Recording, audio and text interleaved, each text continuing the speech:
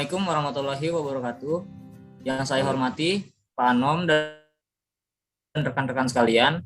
Perkenalkan, kami dari kelompok 2 mata kuliah struktur beton 1 akan mempresentasikan hasil kerja kelompok kami yang berjudul Lentur dalam Penampang Persegi. Berikut anggota kelompok-kelompoknya. Di sini akan saya jelaskan mengenai definisi beton. Beton merupakan suatu bahan komposit campuran dan beberapa material yang bahan utamanya terdiri dari campuran antara agregat halus, agregat kasar, air, dan atau tanpa bahan tambahan lain dengan perbandingan tertentu. Karena beton merupakan komposit, maka ductility beton sangat tergantung dari kualitas masing-masing pembentuk. Teori dari Cardiono Sucrodimulyo tahun 2007. Beton memiliki sifat kuat tekan yang tinggi namun kuat tarik yang sangat lemah. Kuat tekan beton adalah kemampuan beton untuk menerima gaya tekan persatuan luas. Kuat tekan beton mengidentifikasi mutu dari sebuah struktur. Semakin tinggi kekuatan struktur yang dikendaki, semakin tinggi pula mutu beton yang dihasilkan. Teori dari Mulyono tahun 2004. Di sini ada analisis lendut seketika dengan lendutan jangka panjang pada struktur balok. Masa layak struktur sebuah bangunan beton bertulang sangat ditentukan oleh besarnya lendutan yang dialami oleh struktur tersebut. Namun seringkali dalam pengerjaannya struktur dibebani lebih besar dari perkiraan semula. Ditambah lagi dengan adanya kesalahan dalam pelaksanaan di lapangan, misalnya kurangnya jumlah tulangan yang dipasang, jarak antar sengkang yang lebih panjang dari yang direncanakan, mutu beton yang kurang dari yang direncanakan, serta hal-hal lainnya. Apalagi sering dengan bertambahnya usia bangunan, maka ada penurunan dari kapasitas struktur akibat efek rangka susut dan timbulnya retak akibat beban kerja, sehingga dimungkinkan lendut yang terjadi pada komponen struktur bertambah besar. Besarnya lendutan dan luas tulangan dicari dengan menggunakan panduan SNI 032847 tahun 2002. Permasalahan di sini dengan adanya pedoman preliminary design atau pradesain, maka seringkali permasalahan lendutan, terutama lendut jangka panjang, diabaikan oleh para insinyur pada saat mendesain suatu struktur bangunan. Dalam hal ini adalah balok. Pada faktor lendutan memegang peran yang amat penting baik dalam hal keamanan maupun kenyamanan pengguna bangunan tersebut kelak. Lendutan yang tidak diperhitungkan dengan baik pada saat pembangunan sebuah struktur akan menyebabkan struktur mengalami lendut yang melebihi batas toleransi, sehingga menyebabkan bukan hanya kekurang nyamanannya penggunaan kelak, tapi juga mengakibatkan retak yang lebih banyak dan lebih lebar dari yang diizinkan. Berikut ruang lingkup penelitian ini antara lain sebagai berikut. Balok yang ditinjau adalah balok yang spesifikasi sebagai berikut. Satu, ada balok terjepit elastis pada kedua ujungnya. Panjang balok adalah 8 meter. Balok dibebani oleh plat beton dengan ketebalan 160 mm yang diberi beban mati tambahan sebesar 150 kg per meter persegi dan beban hidup sebesar 250 kg per meter persegi, 400 kg per meter persegi, dan 600 kg per meter persegi. Di sini tulangan menggunakan diameter 29 mm. Tulangan tekan menggunakan 2D29 dengan luas tulangan sebesar 1321 mm persegi. Berikut ruang lingkup penelitiannya diantara lain sebagai berikut. Tebal selimut beton adalah 40 mm. Pembebanan balok sesuai dengan pemodelan yang ada di bab 3. Di sini ada satu yang dipergunakan adalah SNI 032847 tahun 2002. Mutu beton yang dipergunakan adalah FC Aksen 20 MPa, FC Aksen 25 MPa, FC Aksen 30 MPa. Kombinasi pembebanan yang dipakai adalah sebesar 1,2 DL plus 1,6 LL untuk menentukan tulangan balok. 4. Sini lanjutan akibat deformasi geser diabaikan. Berikut dilanjut oleh Mas Adit. Oke, di sini saya akan melanjutkan tentang materi yang dibahas. Di mana di sini sih saya akan menjelaskan tentang balok persegi bertulang rangkap menurut Dipohusodo tahun 1994.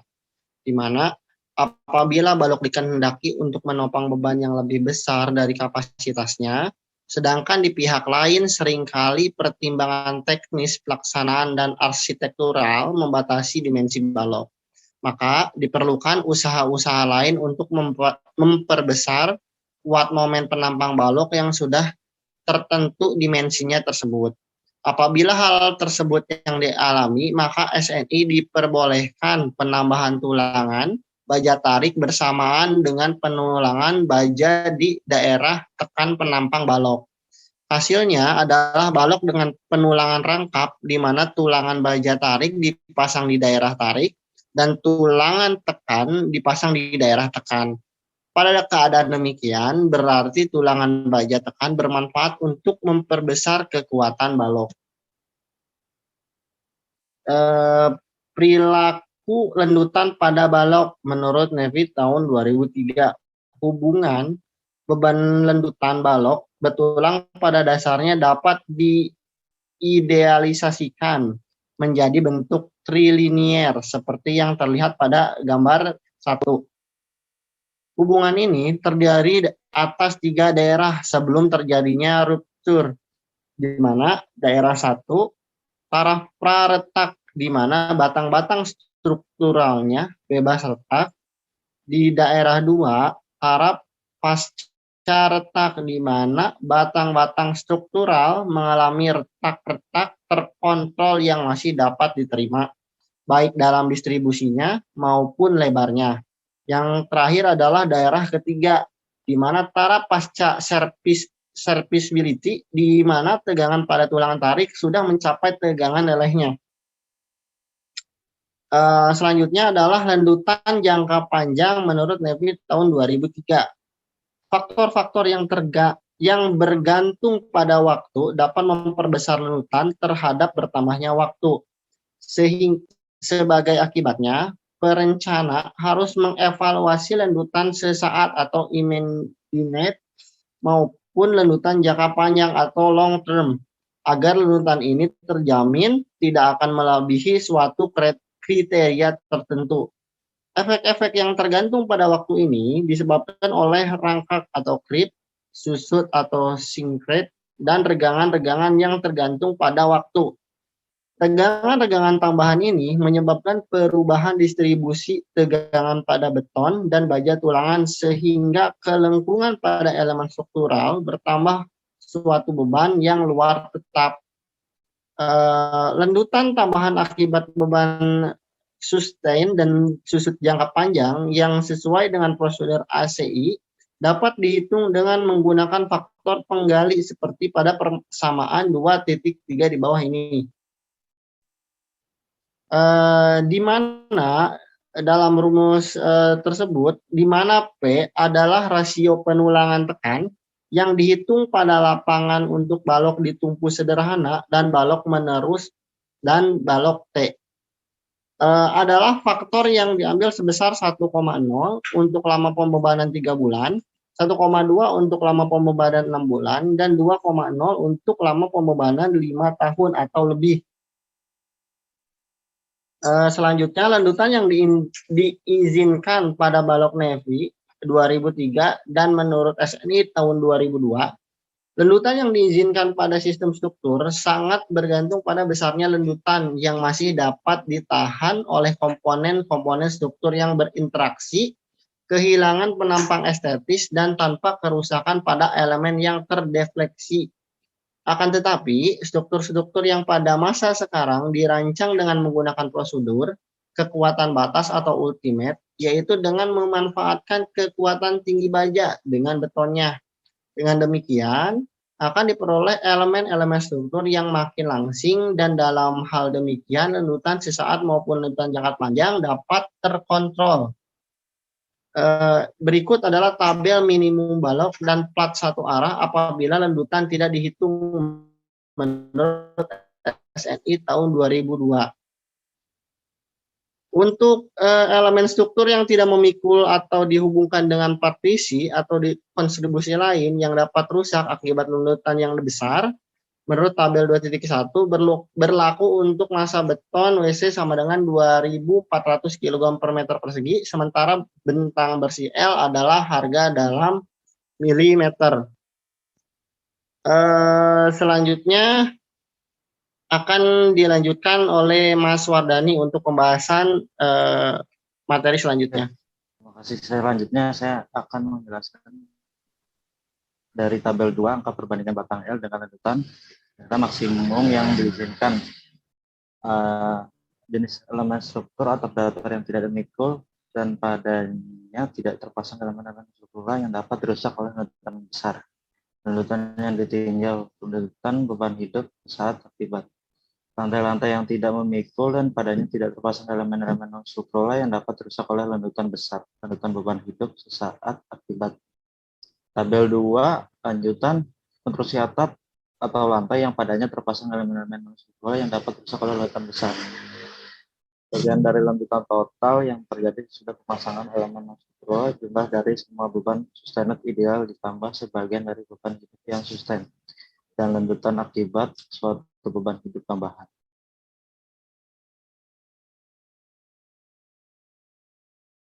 Oke, untuk selanjutnya adalah lanjutan balok menerus Nawi tahun 2003. Balok beton bertulang menerus di atas banyak tumpuan akan berupa penampang pada lapangan dan kadang-kadang berupa penampang bertulang rangkap pada tumpuan apabila tulang pada serat bawah tumpuan terkekang cukup baik oleh sengkang dan dijangkar dengan baik pula. Karena itu perlu dicari momen inersia efektif. Rata-rata prosedur sederhana adalah dengan menggunakan besaran penampang rata-rata dengan penggunaan suatu faktor seperti yang disarankan oleh peraturan ACE, yaitu seperti di bawah ini. Oke, untuk selanjutnya studi kasus dan pembahasan seperti gambar 3 diagram pembahasan. Oke, untuk selanjutnya adalah studi kasus. A. Material beton bertulang, kuat tekan beton FC sama dengan 20 MPa, atau 25 MPa, 30 MPa. 2. Massa jenis beton 24 kN meter kubik. 3. Modulus elastisitas beton EC 4700 FC. B. Material tulangan non prategan balok. 1. Kuat leleh tulangan non prategang FY 400 MPa. 2. Modulus elastisitas tulangan non prategan ES sama dengan 200.000 MPa.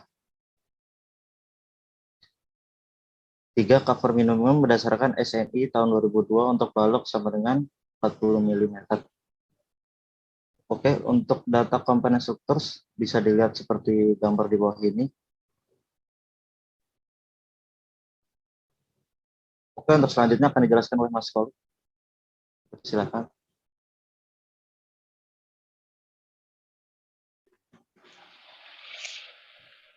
Ya, melanjutkan penjelasan dari Mas Wardani. Selanjutnya adalah data pembebanan. Data pembebanan. Komponen balok hanya akan menerima beban statik gravitasi sebagai berikut. Yang pertama, beban berat sendiri atau BS, self weight, sebesar 24 kN per meter kubik. 2. Beban mati tambahan atau SDL, superimposed dead load. Pada balok ini, beban mati tambahan diakibatkan oleh berat sendiri plat dan beban mati tambahan yang bekerja pada plat dengan perincian sebagai berikut. BS plat sama dengan 0,16 meter dikali 24 kN per meter kubik sama dengan 3,84 kN per meter persegi. SDL plat 1,5 kN per meter persegi. Jika ditambahkan menjadi 5,34 kN per meter persegi. Sehingga beban mati tambahan yang bekerja pada balok adalah sebesar 5,34 kN per meter persegi dikalikan dengan 4 meter, sama dengan 21,36 kN per meter. Yang ketiga, beban hidup LL atau life load. Beban hidup diakibatkan oleh beban gravitasi yang berasal dari benda bergerak. Pada balok yang akan dianalisis ini, beban hidup yang bekerja berasal dari beban hidup yang bekerja pada pelat lantai, yaitu sebesar 2,5 kN per meter persegi, 4 kN per meter persegi, dan 6 kN per meter persegi. Beban hidup yang bekerja pada balok yang akan dianalisis adalah sebesar LL plat dikali 4 meter. Sehingga beban hidup yang bekerja pada balok adalah A. 10 kN per meter untuk beban hidup pada plat sebesar 2,5 kN per meter persegi. B. 16 kN per meter untuk beban hidup pada plat sebesar 4 kN per meter persegi. Dan C. 24 kN per meter untuk beban hidup pada plat sebesar 6 kN per meter persegi. Sebelum perhitungan lanjutan dilakukan, penulangan balok harus terlebih dahulu dihitung agar balok yang akan dicek lanjutannya dipastikan memiliki kekuatan yang cukup untuk menahan beban rencana. Untuk menghitung tulangan beban yang dipakai adalah beban ultimate. QU yaitu beban yang telah dikalikan dengan faktor beban. Faktor beban yang dipakai adalah 1,2 untuk BS dan SDL serta 1,6 untuk LL. Setelah mendapatkan nilai beban ultimate, maka selanjutnya momen akibat beban terfaktor dihitung untuk daerah lapangan dan tumpuan. Untuk menghitung momen dipakai menggunakan rumus sebagai berikut. Ya, M sama dengan 1/14 QU kali L kuadrat untuk momen daerah lapangan, dan MU sama dengan 1/12 kali QU kali L kuadrat untuk momen daerah tumpuan kiri dan kanan.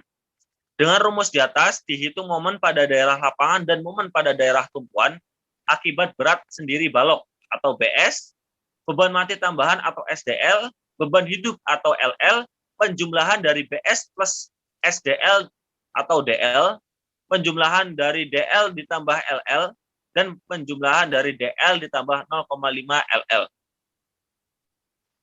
Setelah tulangan untuk balok daerah lapangan dan tumpuan didapat, langkah selanjutnya adalah melakukan perhitungan lanjutan. Beban yang dipergunakan pada saat melakukan perhitungan lanjutan berbeda dengan beban yang dipergunakan pada saat mencari luas tulangan balok. Beban yang digunakan pada saat menghitung lanjutan tidak dikalikan dengan faktor beban. Setelah mendapatkan nilai beban ultimate pada perhitungan lanjutan, maka selanjutnya momen akibat beban terfaktor dihitung untuk daerah lapangan dan tumpuan. Untuk menghitung momen dipakai rumus sebagai berikut. Ya, bisa dilihat bersama ya. Oke, selanjutnya akan dilanjutkan oleh Mas Firman. Ya, saya akan melanjutkan dari Mas Tara. Untuk perhitungan lanjutan balok, rumus di atas dihitung momen pada daerah lapangan dan momen pada daerah tumpuan. Akibat berat sendiri, beban mati tambahan SDL dan beban hidup LL. Penjumlahan dari BS plus SDL menjadi DL. Penjumlahan dari DL plus LL dan penjumlahan dari DL plus 0,5 dari lap light atau LL setelah mengetahui besarnya momen yang bekerja pada daerah lapangan maupun tumpuan. Selanjutnya perlu dicari nilai KD. Untuk mencari nilai KD terlebih dahulu harus dicari nilai D kovalen, N inersia G, FR, R untuk daerah lapangan maupun tumpuan. Untuk lebih jelasnya dapat dilihat pada rumus di bawah ini. Perhitungan lanjutan balok ya, ini rumusnya. Tetapi bila momen alfa dibagi momen delta lebih dari 1, maka balok retak sehingga nilai momen inersia efektif atau IE perlu untuk dicari. Nah, untuk mencari besarnya nilai inersia efektif dipergunakan rumus sebagai berikut. Nilai inersia efektif yang dipakai dalam perhitungan lanjutan besarnya merupakan kombinasi dari 0,7 inersia lapangan ditambah 0,15 inersia tumpuan kiri ditambah 0,15 inersia tumpuan kanan. Namun karena besarnya inersia tumpuan kiri sama dengan besarnya tumpuan inersia kanan, maka diambil nilai 0,7 inersia efektif lapangan ditambah 0,3 inersia efektif tumpuan. Nilai inersia efektif yang dipergunakan ditabelkan pada tabel 3,7. Setelah nilai inersia efektif didapatkan, maka lendutan seketika dari balok dapat dihitung. Nah, besarnya lendutan seketika pada balok dihitung melalui persamaan sebagai berikut. Setelah mendapatkan nilai P, langkah selanjutnya adalah mencari besarnya nilai alfa kosong dan alfa ultimate dengan rumus sebagai berikut. Nilai dari lendutan jangka panjang didapatkan melalui persamaan sebagai berikut. Gambar 5 sampai dengan gambar 7 merupakan grafik yang menerangkan perubahan lendutan akibat dimensi yang berubah pada suatu beban tertentu. Misalnya saja pada gambar 7 dapat dilihat bahwa lendutan jangka panjang pada mutu beton 20 MPa berubah berturut-turut dari 25,65 mm, terus kemudian 30,59, 35,50 mm, 45,58 mm. Karena adanya perubahan dimensi, hal yang sama juga terjadi pada mutu beton lainnya. Pada beban-beban yang berbeda, pada gambar 5 sampai dengan 7 dapat dilihat bahwa perubahan lendutan yang terjadi akibat perubahan dimensi ternyata cukup besar, apalagi pada titik balok 450 mm dan 400 mm. Untuk selanjutnya akan dilanjutkan oleh Mas Adi. Baik, untuk pembahasan lanjutan jangka panjang pada balok, lanjutan dari penjelasan dari gambar 8 sampai 10, merupakan grafik yang menerangkan perubahan lanjutan akibat mutu beton yang berubah pada suatu beban tertentu. Misalnya saja pada gambar 10, dapat dilihat bahwa lanjutan jangka panjang pada dimensi 250 per 550 mm berubah berturut-turut menjadi 25,65 mm, 24,89 mm, dan 24,26 mm. Karena adanya perubahan mutu beton, hal yang sama juga terjadi pada balok dengan mutu beton lainnya, juga pada beban-beban yang berbeda. Pada gambar 8 sampai 10 dapat dilihat bahwa perubahan lanjutan yang terjadi akibat perubahan mutu beton ternyata tidak signifikan. Berikut adalah gambar lanjutan grafik 11, 12, dan 13. Untuk penjelasannya, gambar 11 sampai dengan gambar 13 merupakan grafik yang menerangkan perubahan lanjutan akibat penambahan beban pada suatu mutu beton tertentu. Misalnya saja pada gambar 13 dapat dilihat bahwa lanjutan jangka panjang pada balok dengan tinggi 550 mm berkisar antara 21,31 mm sampai dengan 24,26 mm.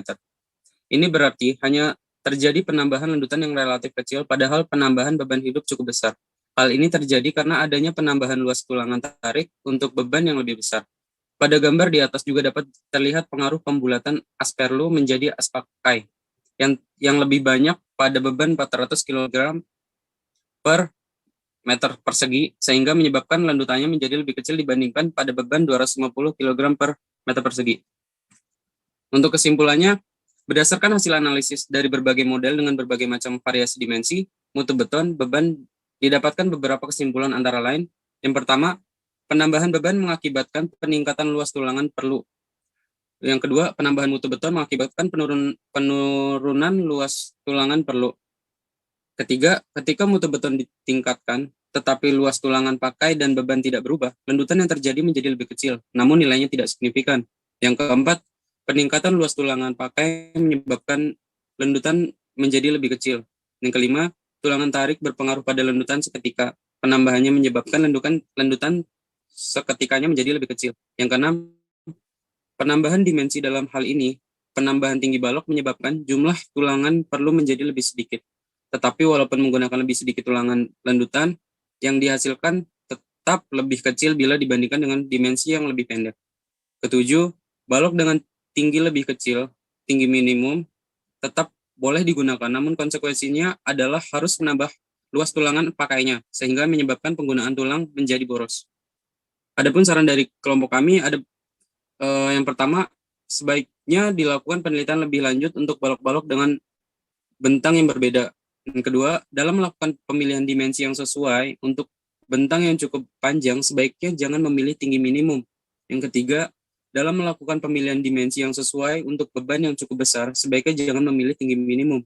Yang keempat, untuk pemodelan balok seperti yang dibahas pada bab 3, dalam rangka pengurangan lendutan agar menjadi lendutan izin dengan dimensi dan tulangan yang lebih sedikit, sebaiknya digunakan balok anak, sehingga balok tidak lagi menerima beban dari plat berukuran 4 meter kali 8 meter, namun hanya dari plat 2 meter dikali 4 meter saja. Sekian. Iya, sekian presentasi dari kelompok kami. Semoga yang disampaikan dapat bermanfaat. Tentunya saran dan masukan akan kami terima agar dapat bisa lebih baik tentunya. Baik, sekali lagi kami ucapkan terima kasih atas perhatiannya. Akhir kata, wassalamualaikum warahmatullahi wabarakatuh.